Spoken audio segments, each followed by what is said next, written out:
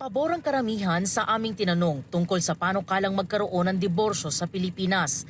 Pagkakataon daw kasi ito para sa mga mag-asawang hindi na magkasundo at sa mga dumaranas ng pang-aabuso na makalaya sa relasyon. Katulad ng personal experience ko, na sa mom ko na-abuse siya pero wala siyang magawa kasi sobrang expensive ng divorce. Pabor po ako na ma-approve po yung divorce bill since may mga kailangan din po ako na nag-undergo sa annulment po. Naubos na po yung funds nila, parang ganun po. Hindi pa rin po natatapos. I believe na divorce should be legalized kahit na Catholic country tayo. Kasi I think yung dahilan naman kung bakit nag-divorce ay dahil nga sa existing na abuse na meron sa kanilang relationship. Sa ngayon, legal separation at annulment lang ang pwedeng i-file sa bansa ng sino mang nais makalaya sa abusive relationship. Sabi ng karamihan, kung wala namang naidudulot na maganda ang relasyon, mas mabuti pa raw na maghiwalay na lang.